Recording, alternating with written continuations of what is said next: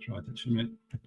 Bonjour à tous, bienvenue pour cette nouvelle session de Média Pionniers avec Fabrice Frossard, fondateur de Faber Content. Donc je vous laisse vous installer avant de commencer cette première session.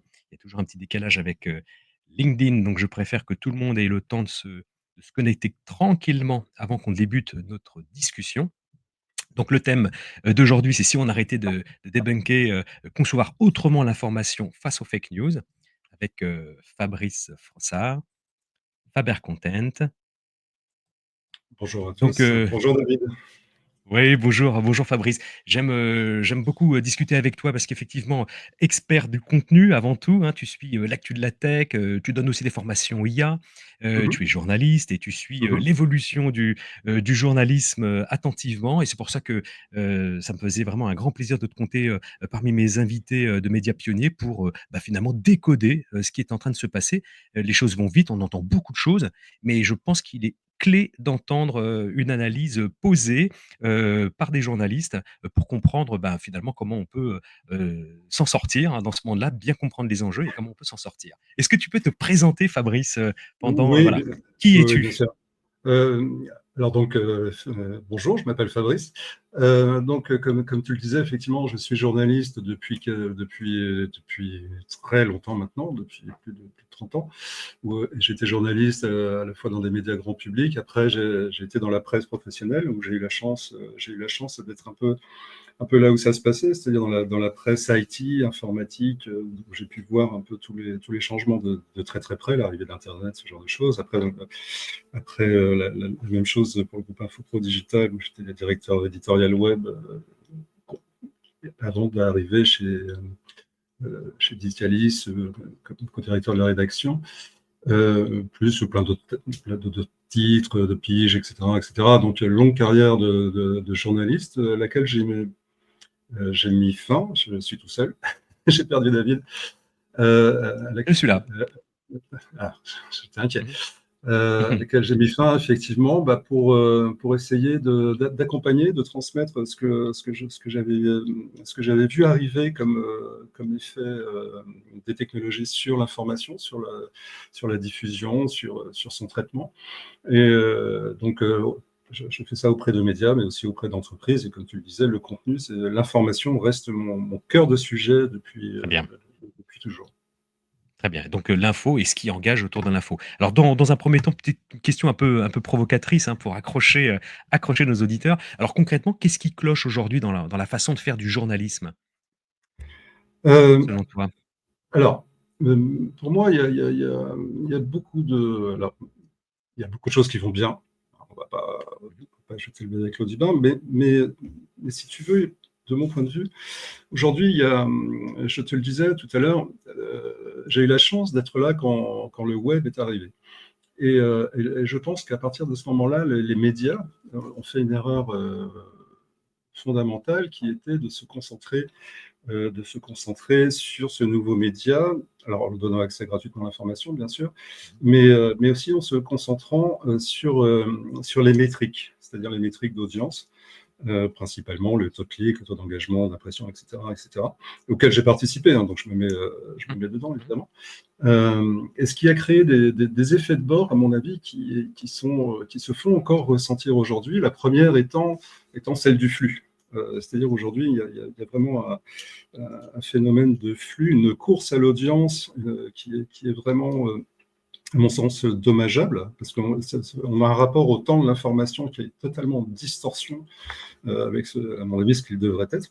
Euh, et donc, il y a plutôt cette course en permanence à l'audience, au clic, euh, quitte effectivement à avoir un traitement de l'information de manière un peu itérative, et quitte parfois à dire des choses qui ne sont pas avérées, voire qui sont fausses, ou alors à faire du simple bâtonnage de dépêche. Ça, aujourd'hui, c'est un phénomène, heureusement, qui tend un peu à disparaître, mais, parce que l'IA le fait.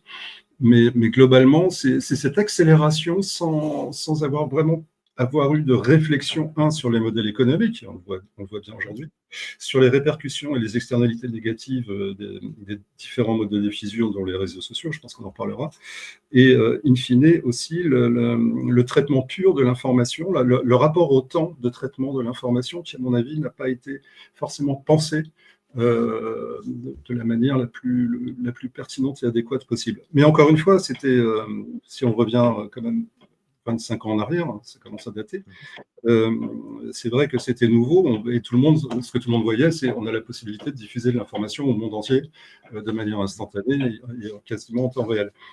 Donc, on s'est peut-être laissé avoir par cette illusion, et sans forcément avoir un recul nécessaire sur les différentes externalités de ces nouvelles modalités de diffusion de l'information. Donc, et aujourd'hui encore, on est sur cette lancée-là, et on essaye à tout prix de faire machine arrière, et de trouver, de se poser, de dire, OK, c'est quoi le bon modèle économique, c'est quoi le bon temps de l'information, pas de chance, tu as l'IA qui arrive par là-dessus, qui est en train de Voilà. redistribuer les cartes et qui est en train de tuer, Et, et finalement, qu'est-ce qui change finalement, selon toi, cette arrivée de l'IA par rapport à cette première vague? Qu'est-ce que ça change sur le fond? Alors, sur le fond, ça change beaucoup de choses. Ça change beaucoup de choses, évidemment. Alors, il y a beaucoup d'aspects modifiés par l'IA. Alors, le premier aspect, moi, il y a un terme que j'aime bien, que j'emploie, c'est celui d'infocalypse.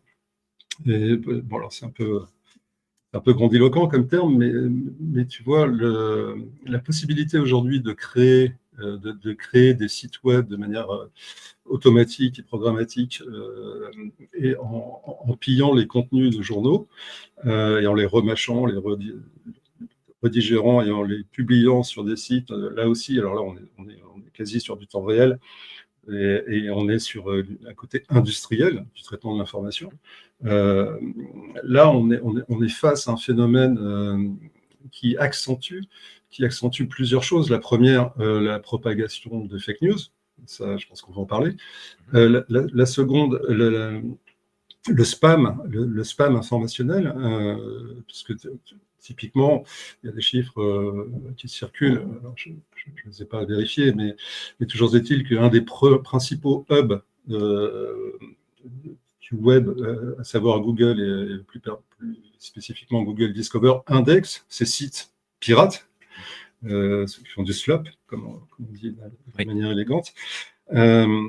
Et ça accentue la déstabilisation que des médias traditionnels qui font leur job, mais aussi du rapport à l'information du citoyen qui se trouve confronté à des contenus qui sont parfois étranges, qui sont parfois justes, mais qui sont que du repompage de contenu d'un autre média, et qui parfois véhiculent encore une fois des fausses informations.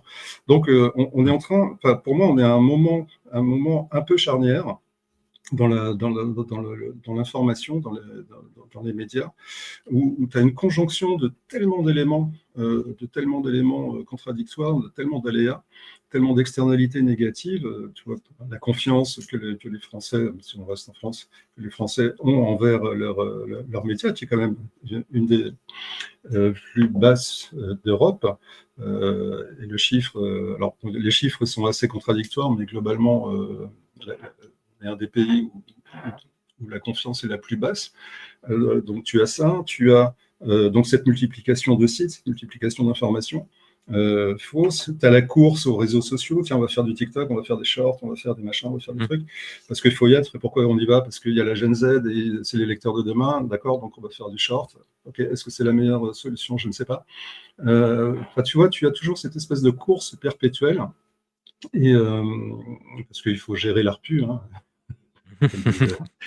Mais in fine, je me demande si on n'est pas en train de refaire exactement les mêmes erreurs qu'avec l'arrivée du web, c'est-à-dire d'embrasser les mouvements quand ils se présentent sans avoir forcément une réflexion moyen-long terme. Et voilà, est-ce que tu... Voilà, c'est une hypothèse. Hein, Oui, mais je comprends. Et ce que tu dis, finalement, si je comprends bien, c'est qu'il faut contextualiser beaucoup plus tôt.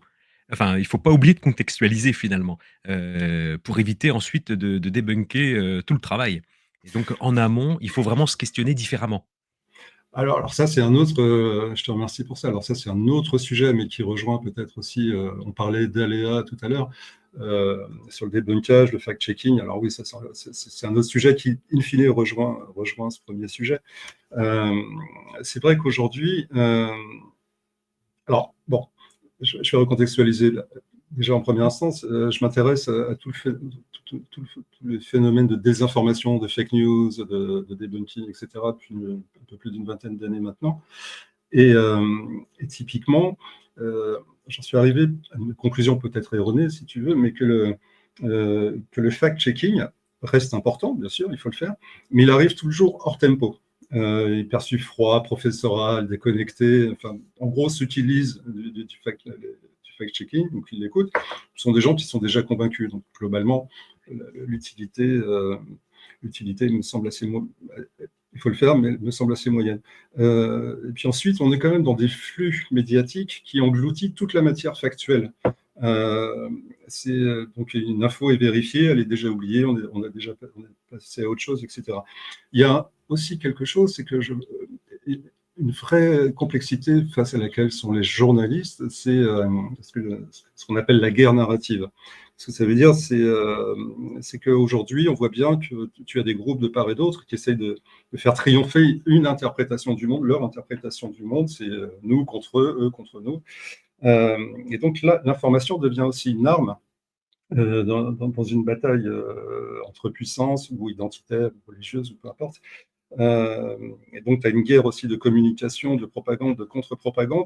Et in fine, toutes ces histoires de debunking, de fact-checking, etc., ont tendance un peu à gommer, d'une part, ce sujet-là, en s'attachant à des détails et pas en donnant finalement une sorte d'explication de ces environnements qui sont de plus en plus hostiles en termes informationnels. Ils l'ont toujours été, mais aujourd'hui, ça prend quand même une nouvelle dimension du fait des différents conflits qu'il peut y avoir de part et d'autre.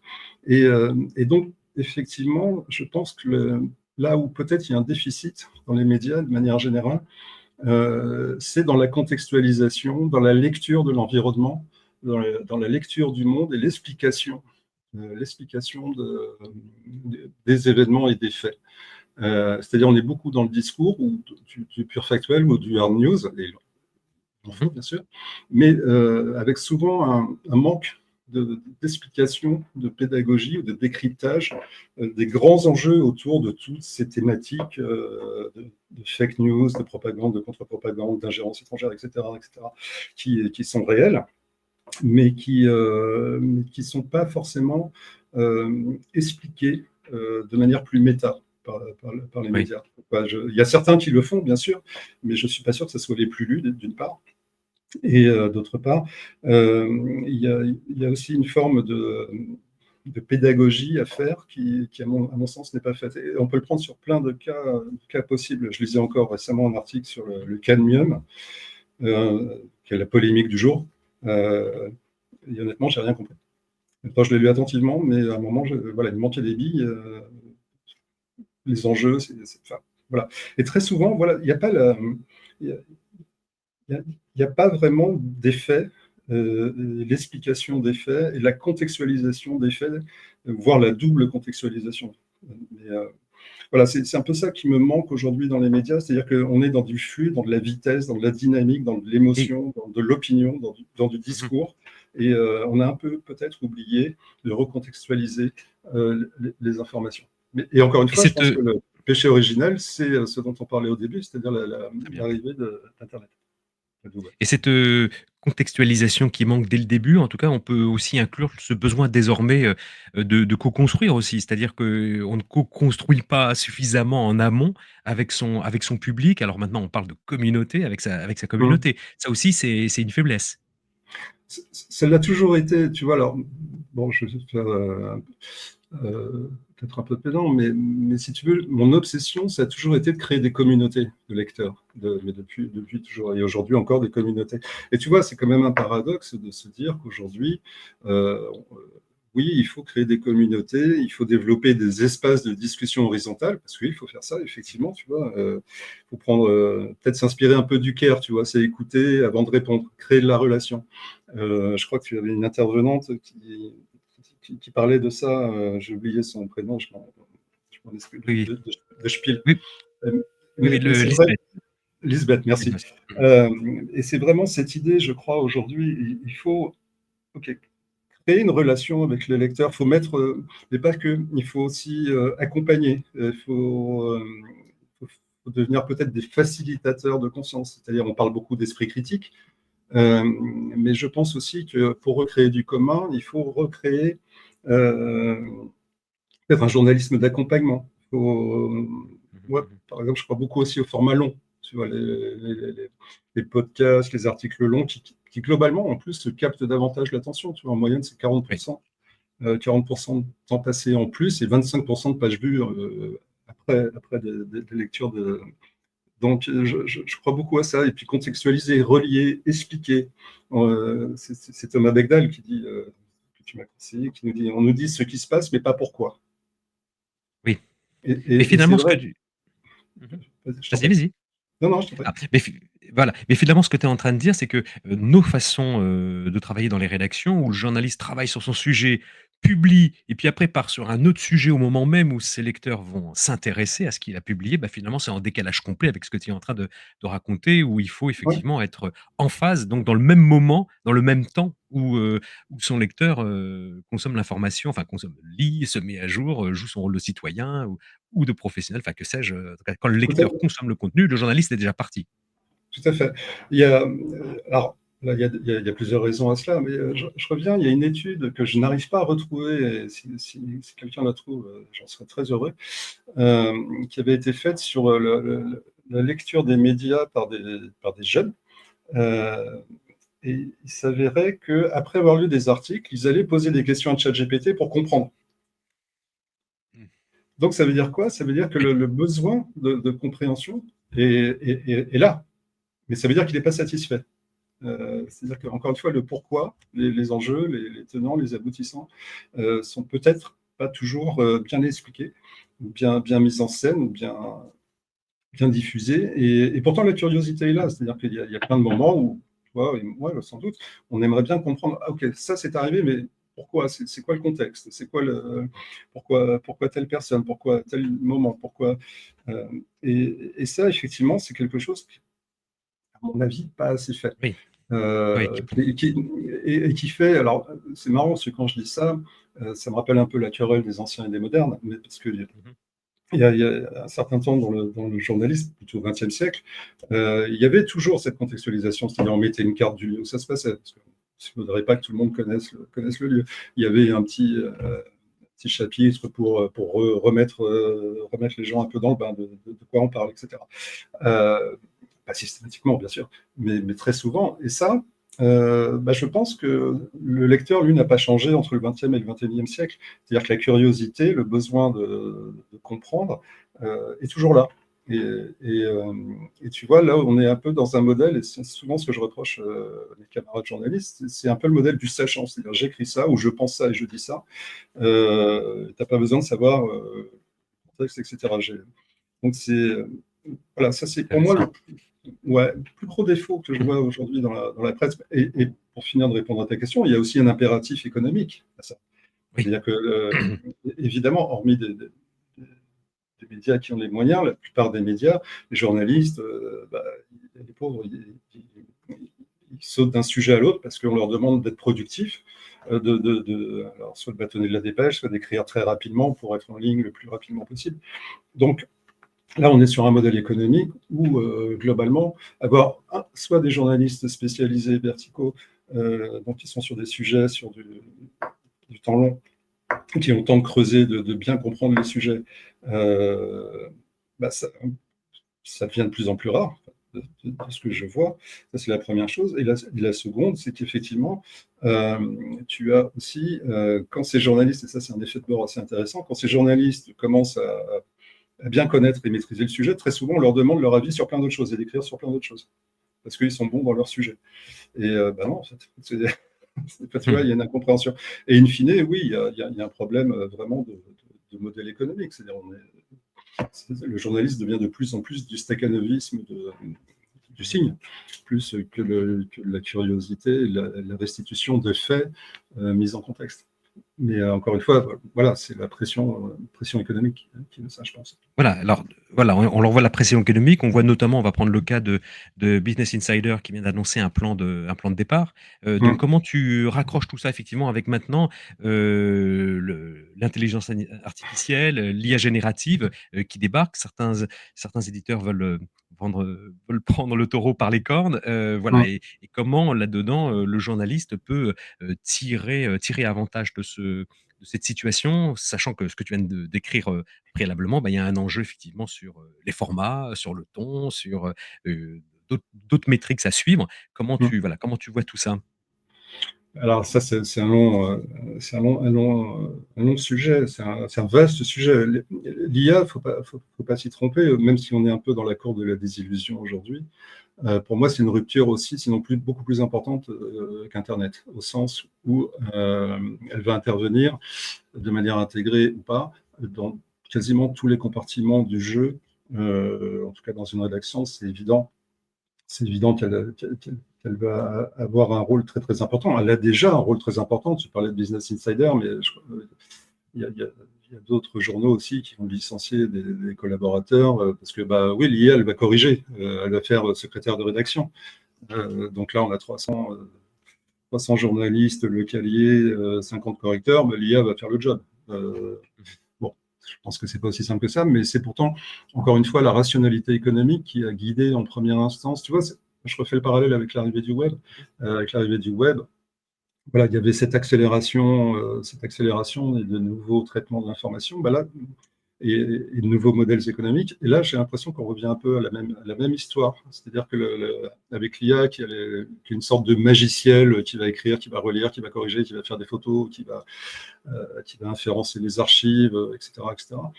Bah finalement, y a moyen, il y a des opportunités de réduction de la masse salariale, d'industrialisation, d'amplification, etc., etc. Enfin, on lui prête énormément de vertus. Euh, et, et, encore une fois, dans un contexte très tendu économiquement, euh, bah, si tu es patron d'une entreprise de presse, tu te dis bah, j'ai sans doute des coûts à réduire, donc par la masse salariale, et l'IA fera le job. Donc là, on est face à une catastrophe sociale annoncée, pas que dans les médias, parce que ce dont on est en train de parler là, mais je le vois dans beaucoup d'autres entreprises qui licencient ou qui n'engagent pas, parce qu'il y a aussi ça, hein, qui n'engagent pas, et donc et qui se disent bah, l'IA va faire toute ou partie du job. Moi, je pense que là, c'est un pacte un peu faustien, tu vois. Par exemple, des journaux qui font des partenariats avec des éditeurs d'IA. Je trouve ça super étrange. En première instance, c'est génial parce que ça, des chatbots qui vont exploiter les archives, qui vont répondre aux questions des lecteurs, qui vont exploiter, etc., etc. Oui, en première instance, mais en seconde, une fois que toutes les inférences seront faites, que l'IA aura une masse critique suffisante euh, pour faire, ses propres contenus, d'une part, et d'autre part, pour avoir elle-même trouvé son modèle économique dans le traitement de l'information, je ne suis pas sûr que ce soit des accords ultra pérennes, tu vois, sur le long terme pour les médias. Je ne suis pas sûr que ce soit la bonne idée. C'est un peu comme encore une fois, je refais un parallèle peut-être osé, mais tu vois, quand Google fait des partenariats avec les médias, l'obsession des médias, c'était d'apparaître dans Google News. Tout le monde. Enfin, je veux dire, je ne connais pas un média qui dit non, je ne veux pas y être. Ok, super. Et à côté de ça, les mêmes médias qui vont dire ouais, mais Google pille nos contenus. Et tu vois, cette relation ambivalente et asymétrique, parce qu'elle est très asymétrique, j'ai l'impression de vivre un bis repetita. J'ai l'impression, encore une fois, de revenir 20 ans en arrière et de revivre exactement la même chose avec l'IA. Sauf que l'IA, c'est une autre dimension, à la fois en interne, bien sûr, sur le traitement de l'information et tous les outils que peut apporter l'IA qui sont géniaux. Enfin, j'adore l'IA, c'est pas le sujet. Mais encore une fois, dès qu'on se positionne dans une rationalité économique, on voit vite les dégâts que ça fait dans les entreprises, et dans un temps 2, à plus grande échelle, à l'échelle un peu plus macro, quand tu vois que le web tel qu'on connaît, les modèles de diffusion tels qu'on les connaît sont en train de mourir de leur belle mort, ça peut prendre, je ne sais pas, 1 an, 2 ans, 3 ans, j'en sais rien, mais en tout cas, c'est en train de disparaître. Tu vois, et quand tu as le PDG de Google, Sundar Pichai, qui dit, en fait, in fine, un site web, c'est juste une base de données. L'IA, son job, c'est d'inférer, de requêter des données. Tu vois, le rapport est assez vite vu. La trajectoire me semble assez claire. Et je ne suis pas sûr que ça soit facile à anticiper. Et je ne suis pas sûr que ça le soit non plus. Tu vois, que cette réflexion-là, c'est dire, OK, demain, comment on va faire c'est quoi le modèle de demain? C'est ça. C'est une vraie question. Oui, et dans ce modèle de demain, est-ce que toi tu vois une partie, on va dire aider, de copiloter, d'impliquer le lecteur le plus tôt possible et de copiloter le contenu? Est-ce que c'est quelque chose qui, te semble être, voilà, une garantie de faire autrement et de pas faire sans, surtout sans le lecteur? On peut Se pas faire distinguer de ce que peut faire? on peut pas faire sans le lecteur. Le lecteur, c'est le co-constructeur de l'information. C'est-à-dire, on n'est plus avec toutes les limites de l'exercice, mais si tu veux, on parle des jeunes, c'est vrai que les jeunes générations sont plus en quête d'authenticité, d'histoire, de compréhension, mais je pense qu'il faut refaire peut-être des lieux de débat, tu vois, des lieux de récit, sans forcément se poser en parangon du savoir. Je pense qu'il faut peut-être avoir un peu plus d'humilité face à l'information, aujourd'hui, d'autant plus aujourd'hui où on pourra en parler très longtemps de l'information, et inventer peut-être des formats qui permettent de dire nous, tu vois, plutôt que moi, éditorialiste, journaliste. Relier les causes, les vécus, les engagements, peut-être plus dans l'air du temps des aspirations des nouvelles générations.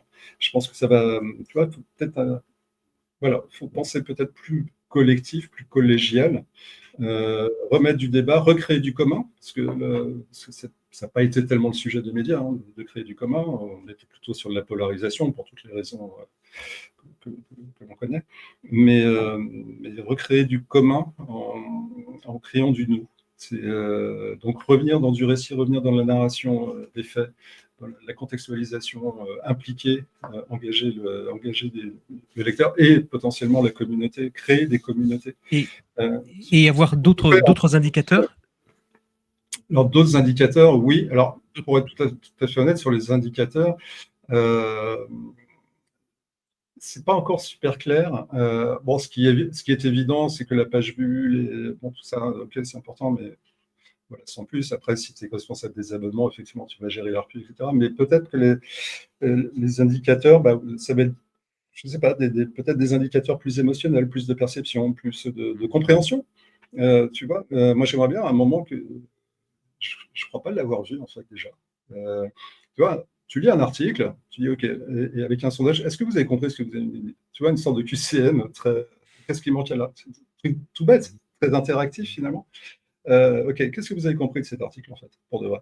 Parce qu'on se rend compte, quand on fait des tables rondes lecteurs, etc., qu'entre l'intention d'écriture et de transmission d'informations et ce qui est perçu, quand bien même il y a une subjectivité évidente de part et d'autre, et normal, l'information c'est toujours un construit, on sait tous, mais au-delà de ça, finalement, poser des questions au lecteur, alors c'est pas simple pour plein de raisons techniques, et pas que, mais ça serait intéressant qu'il y ait cette construction qui, in fine, si tu regardes les réseaux sociaux, les premiers, tu vois, une plateforme comme Twitch, par exemple, finalement, c'est ce qui se passe. Et c'est assez étonnant, d'ailleurs, que les journalistes ou les rédactions ou les médias, de manière plus large, n'aient pas intégré cette notion-là si tu veux, d'interaction, peut-être plus en live, hormis, tu vois, Le Monde, quand ils font des lives, etc. Ça vient. Mais à mon avis, c'est pas encore assez courant. C'est pas, tu vois, donc d'un côté, voilà. Tout à fait. Je pense que c'est sans doute une piste, c'est-à-dire d'accompagner. C'est-à-dire, aujourd'hui, le monde est devenu, d'une folle complexité dès qu'on parle d'information. Aujourd'hui, tu vois, on se pose plus la question est-ce que c'est vrai, est-ce que c'est faux? C'est même plus le débat aujourd'hui. Mmh. Euh, parce que la Terre est devenue plate et quand tu as des communautés de part et d'autre qui s'écharpent sur tel ou tel fait, telle ou telle étude, telle ou telle chose, bon, ça devient très très compliqué. Mais justement, à un moment, juste admettre de dire ouais, non, en fait, c'est vachement compliqué. Même nous, journalistes, ok, on a les faits purs et durs, on va essayer de les mettre en récit, on va essayer de faire une narration de cela. Mais dans la limite de notre propre compréhension, qui est parfois, et ça c'est un autre sujet aussi, mais qui est parfois, alors, je dirais pas limitée, mais qui est pas forcément, disons qu'il n'y a pas forcément le temps d'aller plus loin dans la compréhension des enjeux globaux, ou même d'aller plus loin parce qu'on n'a pas le temps. Parce que la notion de temps, je trouve qu'on l'évacue toujours très très vite, mais c'est quelque chose qui est aussi dans les médias un vrai sujet, c'est-à-dire retrouver le temps long, prendre le temps. Ça, c'est quelque chose qui est parfois, et encore une fois, pour de la rationalité, le profil de la rationalité économique. Mais bâtir une relation, ça prend du temps. Engager un lecteur, ça prend du temps. Mmh. Et donc, je pense que c'est peut-être là que ça va se jouer, c'est-à-dire redevenir voilà, un facilitateur, un accompagnateur, faire du care informationnel finalement. Tu vois. Oui, oui, ce que je comprends, enfin, en tout cas, ce que j'aime beaucoup dans ce que tu dis, c'est avoir un format qui permette de dire «nous». Là, ce serait Mm, vraiment quelque chose de très différent à ce que mm, voilà, de ce qu'on mm. connaît aujourd'hui, dans les médias. Non, non, c'est très précieux et voilà et pour finir, si effectivement, tu avais un sujet, voilà, à suivre plus particulièrement là dans les prochains mois, le sujet qui serait, voilà, le plus Sur les, important à relever, ouais, sur sur les médias, globalement, tu veux oui, dire? sur les médias, oui, globalement, enfin sur les médias ou alors au contraire sur un enjeu, de qualité ou, un enjeu d'engagement. Alors on voit bien qu'à chaque fois, il faut rentrer et définir, hein, ce que sont ces mots Mm, un peu valises. Mais en tout cas pour ouais. toi, le point d'attention pour 2025, ce serait lequel? Euh, en creux de ce que j'ai dit, tu le comprends bien, c'est peut-être d'avoir une réflexion un peu plus poussée sur l'intelligence artificielle et sur ce que c'est, ce que ça permet, et, et pas se ruer la tête la première sur l'intelligence artificielle. Essayer voilà, de dire ok, quels sont essayer de se projeter, même si Oui. ça va tellement vite que j'admets que c'est très difficile, mais essayer de se projeter et de se dire, voilà, d'un côté, j'ai un traitement de l'information qui n'est pas reconnue comme parfaite au regard du taux de confiance très moyen, d'accord? Donc il y a peut-être un sujet sur l'information. Et d'un autre côté, j'essaye de trouver tous les artefacts possibles pour gagner plus de lecteurs, plus d'argent et traiter plus rapidement l'information avec l'intelligence artificielle. Tu vois bien que là, il y a un point de friction qui est un peu compliqué à penser et à gérer. Euh, et je pense qu'il faut se poser, se dire ouais, l'IA, c'est génial, on peut faire plein de choses, mais c'est peut-être au final quelque chose sur lequel il faut prendre du temps et peut-être repenser aussi le temps que l'on consacre à l'information, à son traitement, pour peut-être euh, avoir une information qui permettrait d'éviter les fake news, au sens où tu vois une sorte d'innocule, d'avoir un traitement suffisamment méta de l'information pour débunker l'information. Je pense que ça, c'est un vrai sujet, toujours cette mise en perspective, cette inoculation. Ça veut dire, parce qu'à un moment, si les gens croient tout et n'importe quoi, il y a plein de raisons sociologiques, les biais cognitifs, etc., etc. Il y a le liar's dividend, bon, etc. Tout ça, ok. Mais d'un autre côté, c'est peut-être aussi qu'il y a un déficit informationnel en premier rideau. Et peut-être que les médias là ont trop privilégié le discours, le talk, l'opinion, l'émotionnel, au détriment du fait, de l'explication du fait. Je pense que voilà. Donc ne pas se ruer sur l'IA, parce que de toute façon, ça ira toujours trop vite. Les algorithmes, voilà. Mmh. Être plus authentique, inclusif. Alors, j'aime pas forcément ce mot, mais avoir une narration plus incarnée, plus Non, c'est top.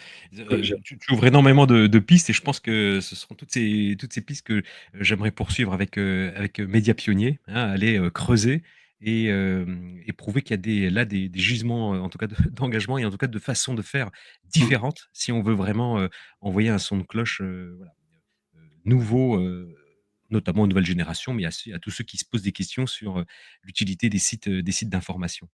Oui, Fabrice, et bah, écoute oui? juste pour boucler, pardon, Mmh. parce qu'on parle Mmh mh. beaucoup des jeunes et c'est normal, hein, c'est important, mais il ne faut pas oublier pour autant les autres. Mmh. Il ne faut pas oublier les autres. Mmh. C'est-à-dire que bien sûr qu'il faut conquérir les jeunes, bien sûr il faut autant que faire se peut les sensibiliser à l'information. Alors ils sont déjà très sensibilisés, hein, il faut pas non plus, mais voilà, pas au détriment forcément du lecteur moyen, tu vois, du Mmh mh. lambda que je peux être, que les gens Mmh de ma mh. Mmh. génération peuvent être. Donc voilà, pas jeter le bébé avec l'eau du bain.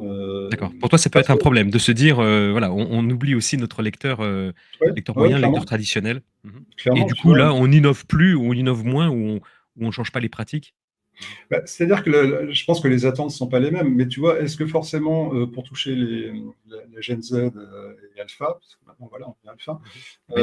est-ce que c'est forcément aller faire de l'évangélisation sur TikTok, alors qu'on sait connaître toutes les externalités négatives de TikTok? Enfin, tu vois, là aussi, on refait les mêmes erreurs, enfin, c'est fou, quoi. Oui, alors oui, il y a de l'audience, oui, les algorithmes sont super bien faits, ok, super. Mais pour autant, alors attendez, on l'a déjà fait sur Facebook, ça n'a pas marché, on l'a déjà fait sur Twitter, ça posait un problème. Et là, on se dit, ouais, il y a TikTok génial, ou pas, tu Mmh. vois. À un moment, c'est. Voilà, peut-être se poser. Enfin, je dis pas qu'il faut le faire ou pas, genre, Je comprends. tu vois, mais au moins se poser la question. Tous les éditeurs que je rencontre disent, ouais, non, le prochain truc, TikTok. Vidéo à fond. Et pas plus de 30 secondes parce que sinon. Oui. Ouais, mais tu vois. Oui, oui. Mmh. Oui, oui, non, mais tu fais bien, il y a la vidéo sociale a une vraie place, mais effectivement, il faut la penser globale Ouais, et voilà, ouais. sinon on court, après la concurrence et puis on fait du court pour du court et ça n'a pas Oui, de et forcément de puis sens. n'oublie pas qu'aujourd'hui, et c'est assez fou, je pense que tous ceux qui ont des enfants entre 10 et 25 le voient, hein. Mmh. Enfin, aujourd'hui, le premier réflexe, c'est je vais demander à ChatGPT. Enfin, Oui, c'est plus je vais demander à un média, je vais demander à ChatGPT. oui. Donc, tu vois, voilà, je pense que les axes de réflexion, ils sont nombreux. J'aimerais, enfin, c'est pas simple. Enfin, je pense qu'on n'a jamais été confronté à autant de disruptions simultanées. Mmh. Bonne chance. Ah oui, ça fait oui, oui, c'est clair. Bon, bah, écoute, on a ouvert, c'est parfait parce que, Fabrice, aujourd'hui, on a ouvert cette discussion. Donc, ce qui va être passionnant maintenant, c'est de voilà, c'est de continuer, de poursuivre, cette discussion, via LinkedIn avec, voilà, de revenir avec plus d'éléments, plus de profondeur sur ce que tu voilà, c'est ce qu'on vient d'échanger. Mais en tout cas, c'est énorme parce que tu as ouvert énormément de pistes de réflexion et on va continuer à creuser et Écoute, à amener des éléments pour pousser le débat. merci David, je suis tes interviews avec beaucoup d'intérêt. Il y a plein de choses passionnantes qui sont dites. Merci à toi pour ça, en tout cas. Bon, bah, merci en tout cas, merci d'avoir accepté l'invitation et puis à très, très vite pour, pour la suite. Merci, Fabrice. Merci David, à très vite. Merci à Au tous. revoir.